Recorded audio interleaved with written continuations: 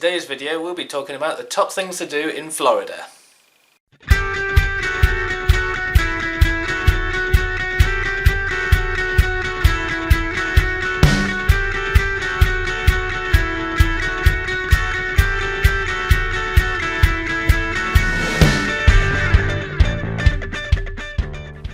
So starting off then, we're heading off to Disney World, Florida. Now obviously this has got to be the top spot because, well, it's the main attraction, isn't it? You know, if you're going to Florida you do Disney. So basically, for those who have never been before, Disney World Resort itself is actually made up of several parks and attractions and resorts all within this massive space basically. So the parks then, obviously starting off with, you've got Magic Kingdom, which is the first one to have opened, and it's pretty much, it's the one for children, families. You know, it's got the most dark rides and some obviously good thrill rides as well for those who are thrill seekers. It's definitely the good one to start with, I think. The most magical. Yeah, yeah, I think so. For us personally, it's our favourite park of Disney World Resort. Some people may say otherwise, but yeah. So that one I would say is always our top spot for Disney World Resort. You then got Epcot, which is basically it's got the World Showcase, which has all the different pavilions. Basically, you can literally take a walk around the world, around this whole lake area, and it's quite educational, isn't it? You know, and it's also got good attractions within. For example, Norway, you've got the Frozen Ever After ride. And also Mexico Pavilion, you've got the Three Caballeros ride, which is our favourite. And of course, if you're from the UK, it's quite good to see the UK Pavilion. Go in the pub. Yeah, and the chip shop. And the chip shop for some chips. Watching quite a few vlogs, it makes me laugh. They do actually show the prices of the English chocolate bars, and I know they're like $4 for like a bounty or something like that. It's quite funny. But yeah, so you've got that, and then Epcot itself, you've got the like the Seas with Nemo ride, Test Track, and one of our favourites is Club Cool, where you get to sample all the different Coca-Colas and the sodas, if you like, from around the world. Try the Beverly. Don't trust him. So that's Epcot. Then moving on to Hollywood Studios. So basically, this is, I think, it's where the most shows are, isn't it? You know, yeah. It's based on the movies. All Disney movies are made here. One of Alithia's favourite for the children is the Disney Junior Dance Party, which is a good one. You've also got the Muppet Show in 3D, which is quite awesome. Yeah, it's very old school but funny. But there's this small new place that not many people know about called Star Wars Galaxy's Edge. Nah, don't think it's worth your time at all. Not even if you're the biggest Star Wars fan out there. She's obviously joking. So yeah, you got that, and then also you got the Toy Story Andy's Garden, which is another good new theme that's recently gone into Hollywood Studios. I think they've spent quite a lot of time on Hollywood Studios recently, making it. Hollywood Studios is probably the place that you weren't that bothered about going before, but now it's almost the place to go for the newest attractions and things. So it's definitely getting there. I mean, I can remember it being pretty good when it was MGM Studios, but I never felt the magic as much as I did in other parks. No. But it's getting there. Well, we haven't actually done Galaxy's Edge yet. I know, plan on it, but we do plan on it, and yeah, we were quite impressed with Toy Story Land. Yeah, so they are good improvements. So that's definitely one to do. And then of course you've got Animal Kingdom, which is quite interesting. It's got the different lands, Africa and Asia. It's quite well themed, I think. Yeah. You could really think you're in, you know, like a African market village. It's very cultural, very yeah, like Stina said, as if you were really there. So yeah. And really impressive is the African safari, where you actually go, you know, on this little truck. You actually feel like you've been transported off to Africa itself, and you're going on an actual African safari. Like, they've got all the animals there. They're well looked after, which is something else I like. I'm very much a fan of only going to places where I know that they keep their animals how they should be kept. I won't spend the money on anywhere else. I refuse to go to them. Even here in the UK, I don't like going to them. So yeah, for me to actually go to the safari means that I'm happy with the way that they look after their animals. Really well done. Really well done, and again, it's very cultural and it's very much designed on how they would actually live in their native country. So it's very good. And for the kids, you've got the Dinoland USA, which is quite good. You got they had a little disco, didn't they, with Donald Duck dancing, and the chipmunks came down, and some good rides as well. And of course, throughout all the parks as well, you've got your character meets and your usual things like that, and your souvenir shops. I can't believe you didn't mention one place. Where was that? In Animal Kingdom. Go on. Oh, of course. Pandora. Yes, that's obviously one of the, I think, the best lands in... Are you sure you forgot to mention it? No, of course it goes without mention. Yeah. And then, so, aside from the parks, then you've got the different areas to see. Like, you've got the water parks, which is Blizzard Beach and Typhoon Lagoon, which are, again, well themed. Very well themed, yeah. I mean, first time we went to Blizzard Beach, and then recent visit we went to Typhoon Lagoon. They're based on the same sort of thing. You've got like lazy river, haven't you, and your big slides. But I think the theming is where it differs between the two water parks. So, you know, if you try one but can't fit the other one, and you're not going to miss much. But it's just good to... Yeah, I mean, we've experienced both. We know, that they're very similar. Like you said, they both got the big wave machines as well, which are fun to go in. Obviously, don't take your little ones too far in, because it's not a good idea.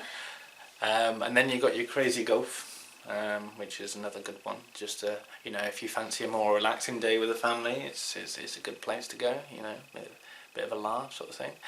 And then of course you've got your resorts. So even if you're not staying on resort, it's good to go around the resorts. You know, you might just be thinking about where to go next, maybe. But there are also gift shops and restaurants within these resorts, so they are actually interesting. They're not just hotels, are they? They're actually places to see. And they're quite well themed as well. Certain resorts. The Polynesians. Well, they're all themed, but you've got so like going off in the Polynesian, it's very much based around your sort of Lilo and Stitch. And Moana a little bit as well.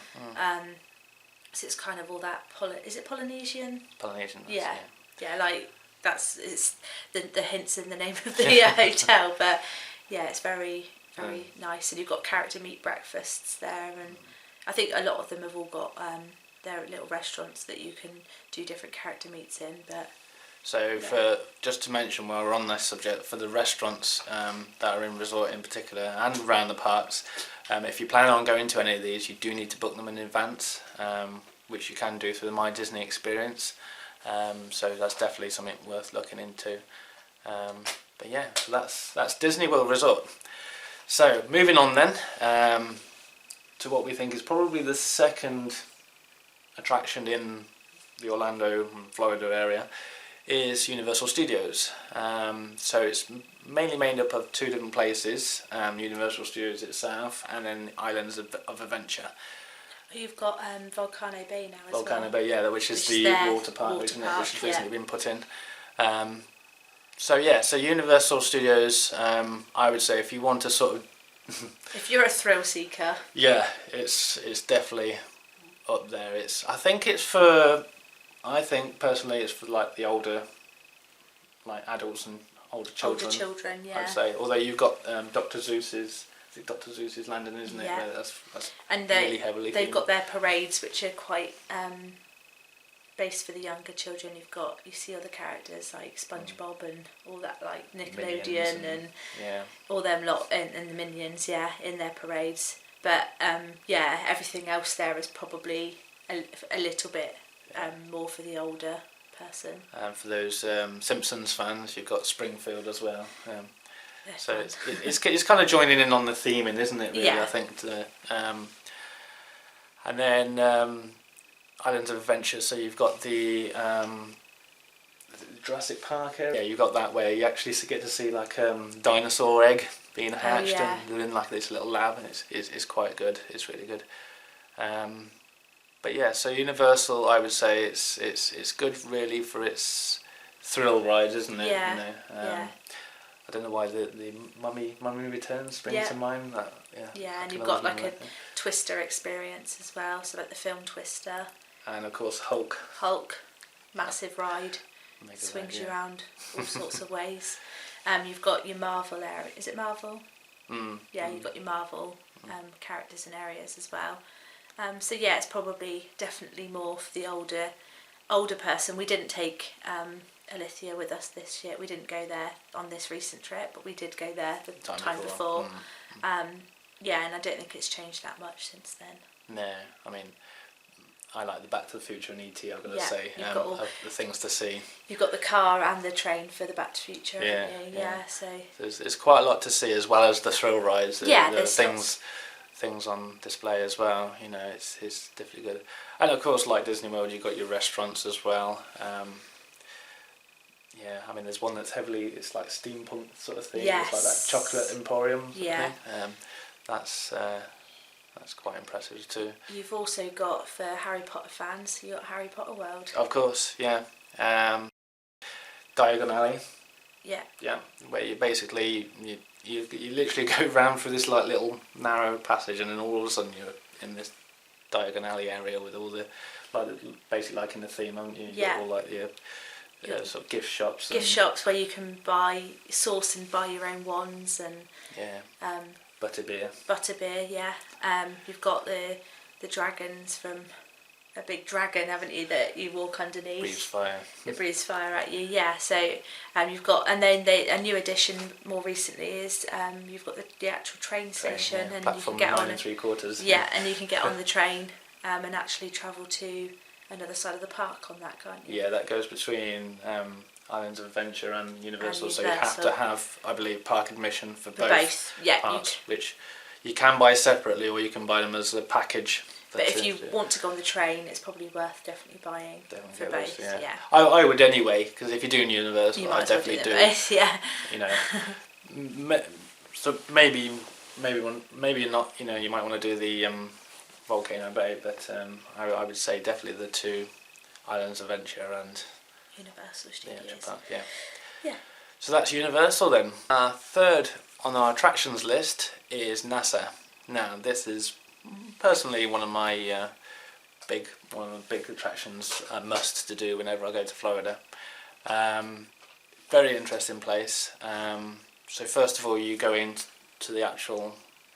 It's like a sort of visitor centre, isn't it? Visitor complex where you've got the souvenir shop, and also trying to remember that's where you actually start the bus tour, isn't it? Yeah. From which again is a must. The bus tour is included in your price. Yeah. What is a little bit deceiving because they do have an extra sort of it's like a premium bus tour, isn't it? Yeah. Where they do extra things on it. It does look like the bus. When you got the price list, it did actually look like the bus tour wasn't included in the price, but the basic bus tour is. Yeah. So just clearing that up.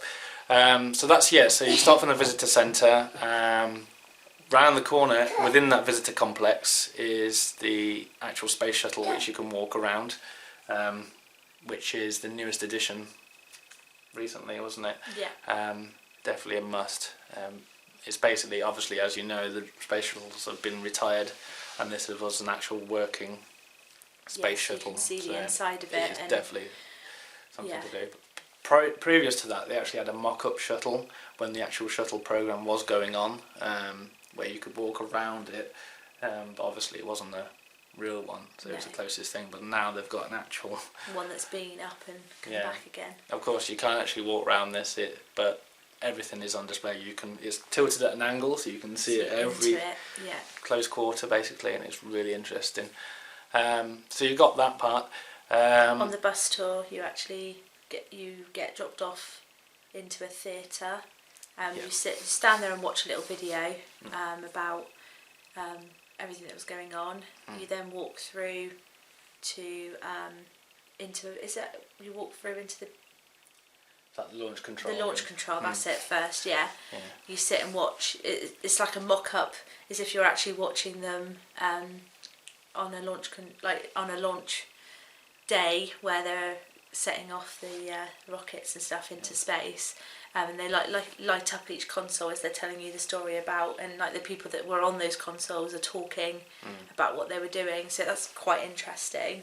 Yeah. And then you walk through into a massive room that's got is it a mock-up rocket? It's an actual Saturn V rocket. One that was obviously never used, because obviously they made quite a few of them. But this one was never used, but it's a real. You literally can walk underneath it. It's above you, and you walk around it, and there's just so much information. It's a really. You almost definitely need to get there early in the morning just to be able to fit everything in without rushing it. Because, I mean, we went there this time quite late in the day, but luckily we'd already been there before. Yeah. So it just closed quite. It doesn't. Yeah, it closes Florida at like standards. It closes quite early. 5 in the afternoon or something silly. 5 or 6. Yeah. It's really early close time. So you do need to get there. You do need to get there at a decent time in the morning to make sure that you're getting everything done. But yeah, that's on the bus tour, and then they bring you back. They used to do a lot more. They used to drop you off at this big sort of tower where you could overlook all the launch pads, but they didn't do that this time. No. But they do drive you around because obviously they've got the new, is it Tesla? Elon Musk is doing his own SpaceX, and they drive you round where all that's happening. You can't go in; they don't let you see anything because obviously everything's quite top secret. But you can see where they are stationed. Assembly rooms. And you drive around that, and you drive over a launch pad, and you can see where you drive past where they keep the rockets as well, like the big tower blocks. They're huge, and then they show you the track that they then transport these rockets down to their launch pad. It's really interesting. Definitely. Without giving too much away. My first visit there was back in '98, which was during the shuttle launch program, and there was actually a shuttle on the pad waiting to go. That was definitely something that will stay in my mind for a long time. The atmosphere, you could just feel the excitement from it. Yeah. Unfortunately, that hasn't been there since, because obviously on our 2012 visit, they just retired the shuttle.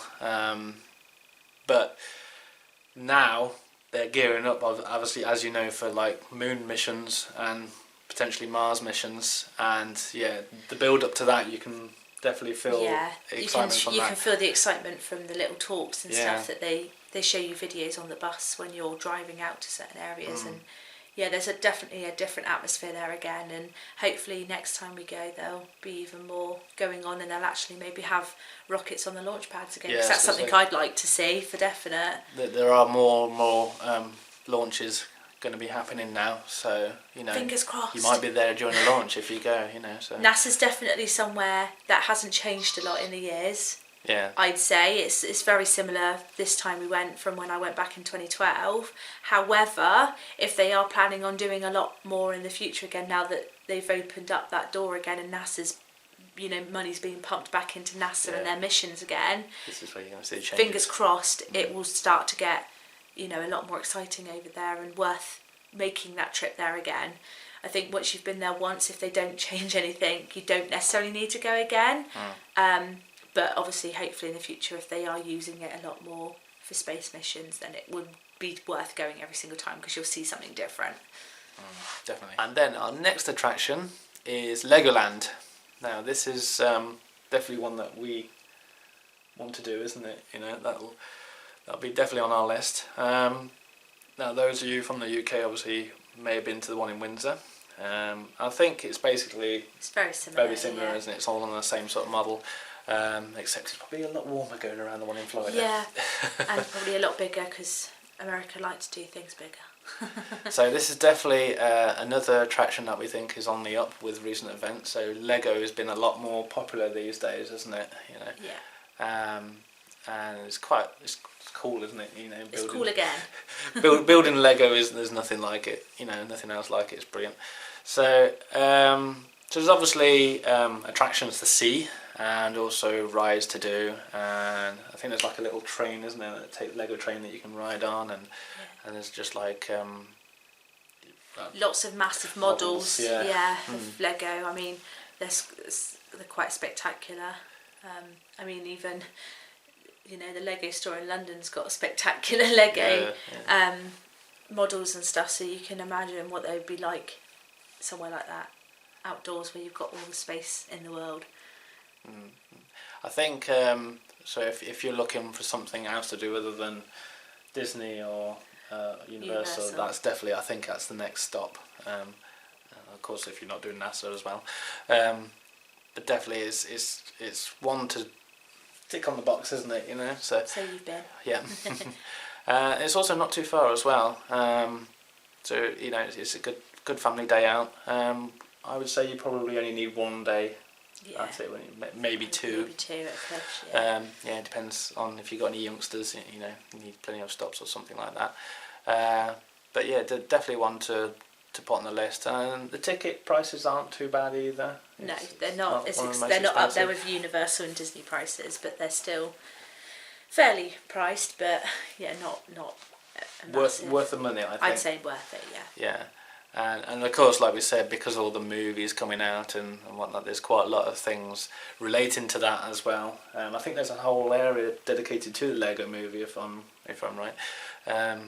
So yeah, definitely one to see and do.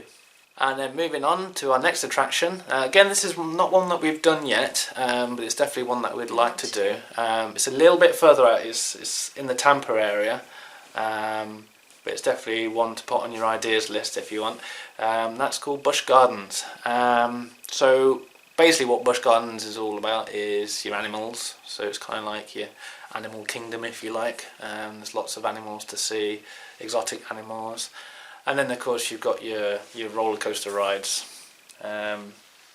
Best way I'd describe it is Universal meets Animal Kingdom maybe. But yeah, it's definitely one of the most group of popular attractions, if you like, within the Central Florida area. So yeah, definitely one to do. Okay, so that's our list of attractions. Moving on to our next section, which is beaches. Beaches. Florida has quite a lot of beaches. quite a lot. Obviously, being on a peninsula, it's all three sides of it is surrounded by water. So there's quite a lot to do. Now, some of them are quite far away. Obviously, Florida is bigger than you think. I would say it's easily more or less the size of England from top to bottom. Yeah. But there are a few more local beaches if you're staying in like Orlando, Central Florida area where all the parks are. There are quite a few easy to reach beaches. First one on the list is Clearwater. Quite an easy drive. You literally just head down the Interstate 4, which turns into the I-75 once you get into Tampa.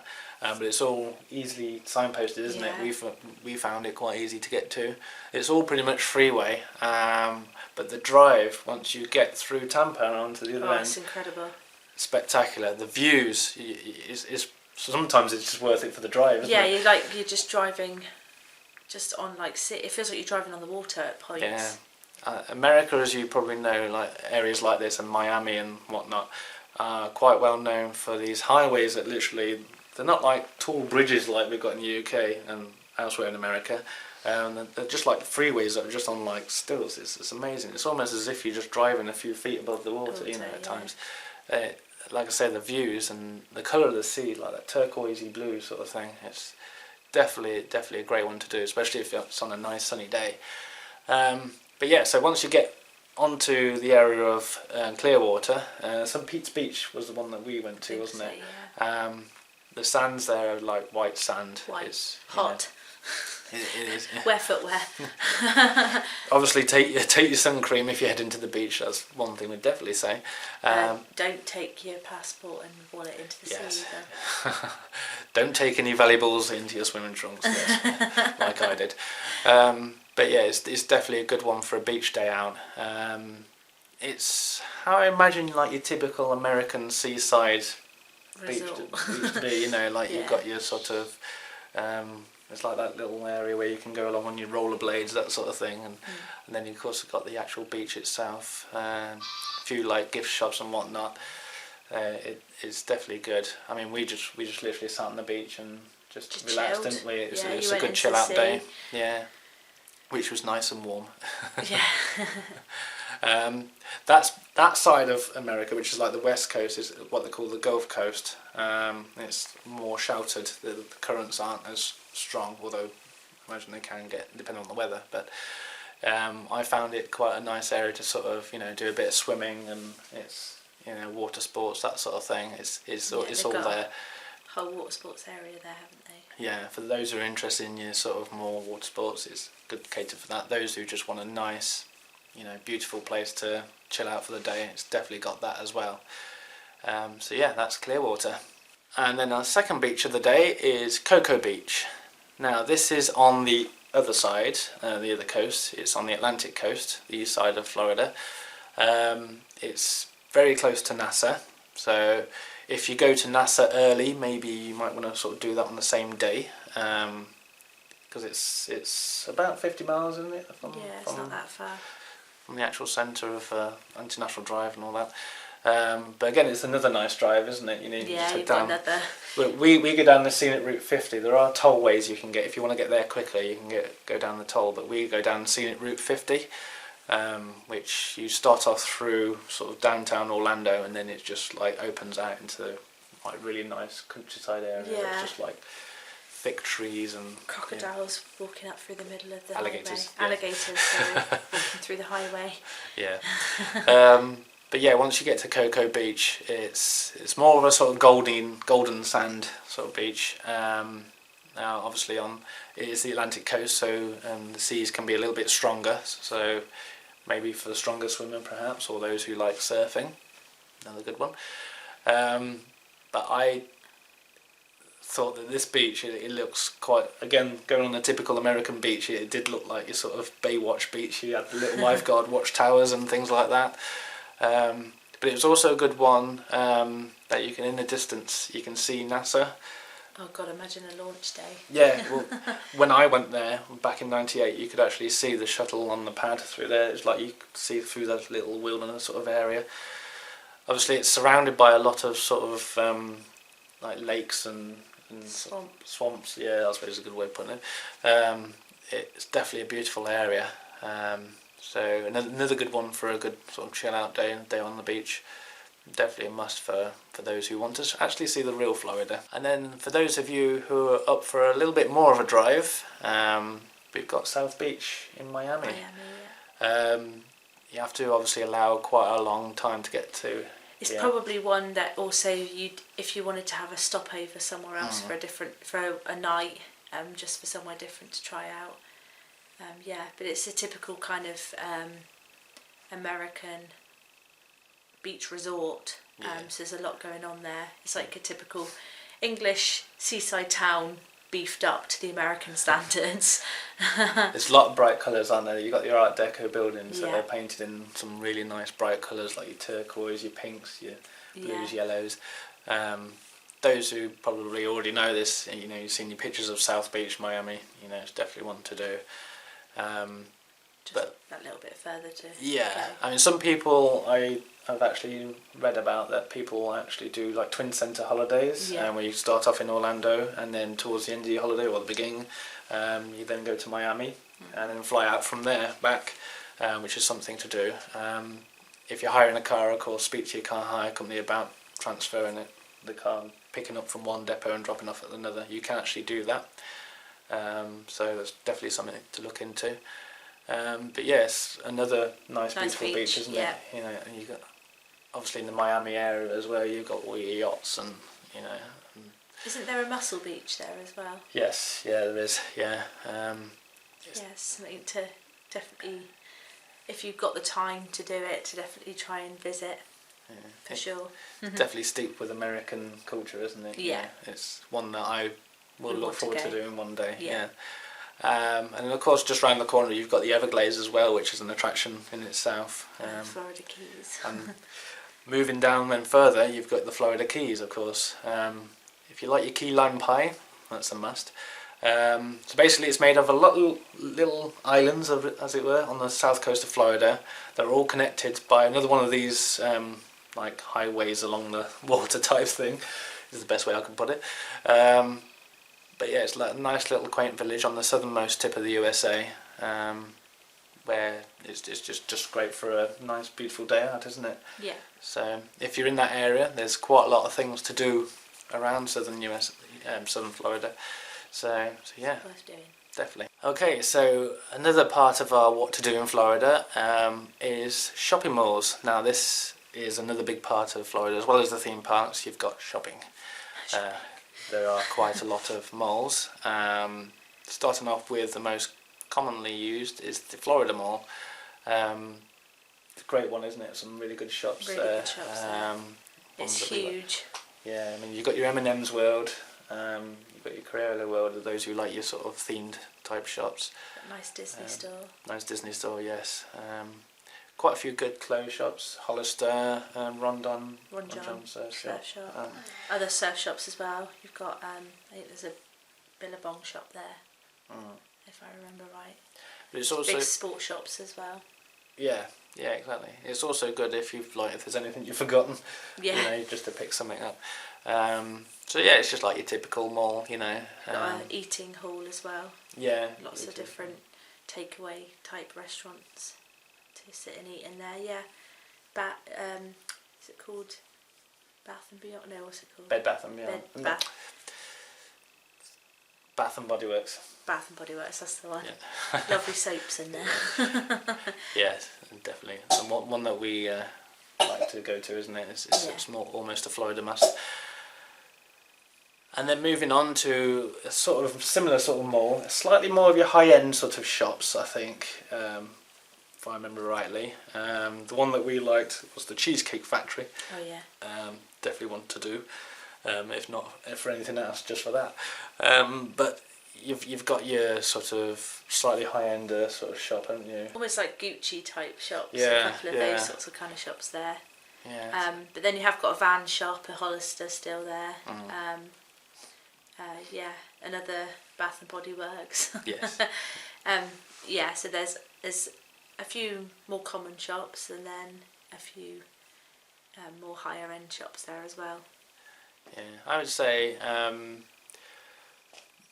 those two malls, I think, being in nice air conditioned sort of areas. Perhaps say if you've done a theme park in the morning and want to go again in the evening, just looking for something to do in between, just to cool off a bit, might be something to do. Those two malls. But then you've got two other shopping areas, haven't you? Two outlet malls, which are really good for if you're looking for bargains. Now, in both of them, you've got a Disney outlet, which is good. I mean, you've got all the Disney official merchandise, but for really good prices. I think there's sort of merchandise that are sort of previous seasons, aren't they? Yeah, sort of gone a bit out of date, but still great. But people not that current season. aren't worried about seasonal stuff can still spend the money and can still get the items that they want, but at a better price.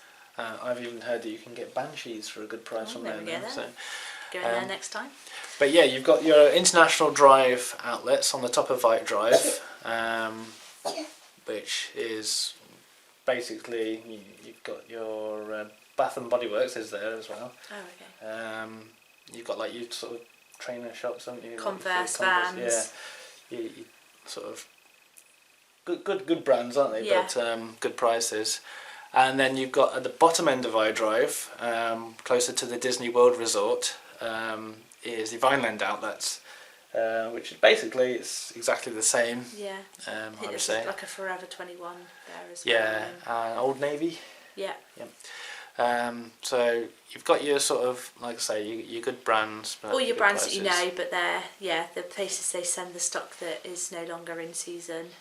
But people who aren't worried about seasons and stuff can still get their brands that they like for a good price. Yeah, I mean, if you're into your shopping, it's definitely worth visiting one of those. Like I say, they're either end of iDrive, so it's quite convenient to get to. For those of you staying on Universal or the top end of iDrive, then perhaps the International Drive ones are closer to you. Those who are stopping on Walt Disney World Resort, then the Vineland ones is definitely one to do. And then we've got International Drive itself. So International Drive is the main sort of resort area. You do have a few others. There's one in Kissimmee, which is slightly closer to the Walt Disney World Resort. But the one that's central to Orlando... and a lot of holiday places in the UK especially sell the hotels along the International Drive, yeah. But there's I drive that we stay at the top end, which is central to in the Orlando area for Universal Studios and Disney, I would say, in between the both. You've got a lot of gift shops. Your typical gift shops where you get your cheap gifts. That they are quite cheap. Yeah. But then people love them. That's what people like to receive as gifts. They don't expect you to be buying the official Disney stuff because they know the prices are quite high. But I would say, considering they're not official, some of them are really good quality. Yeah. Considering mock up. Yeah. And then you've got your few sort of chain restaurants, such as Chili's, Pizza Hut, Olive Garden, yeah, Domino's, McDonald's, is it the world's biggest? World's largest, yeah. And it's got a whole arcade and play area section up on the top level. It's got 2 levels, and it's quite an attraction in itself, really. So there's quite a lot to see and do if you're staying on International Drive or visiting in the area. It's good for like a nice sort of evening out, isn't it? Yeah. And you've got an area called Icon Park, so that's where you'll find what's called the wheel at Icon Park, but I think it's most commonly known as Orlando Eye. It's also got something called the Star Flyer, which is a ride which shoots you up and swings you around, which looks quite fun. You want to do that? I do want to do that. And then it's also, if you look up the information on it, it's got lots of different restaurants within the area. It's got a Madame Tussauds in there as well. It's like its own little sort of fair area that you can go to. It's probably better to go of an evening. But yeah, it's got lots to do there. I think I've seen there's quite a lot of gift shops as well within that area as we drove past. Yeah. So it's like a little attraction in itself. So yeah. So International Drive is great for evening entertainment. Or daytime. Yeah. If you want to do the whole International Drive in one day and go for a restaurant in the evening, it's worth just parking up somewhere along there and going out for the day. Yeah, definitely. So that's our top things to do around Florida and Orlando. Obviously, if you know anywhere yourself, then drop it in the comments below. Please don't forget to give this video a like and to also subscribe. Thanks for watching, and we'll see you in the next one. Bye bye. Bye. Hey, guess who just dropped into our video? What? It's Vampirina. Vampirina.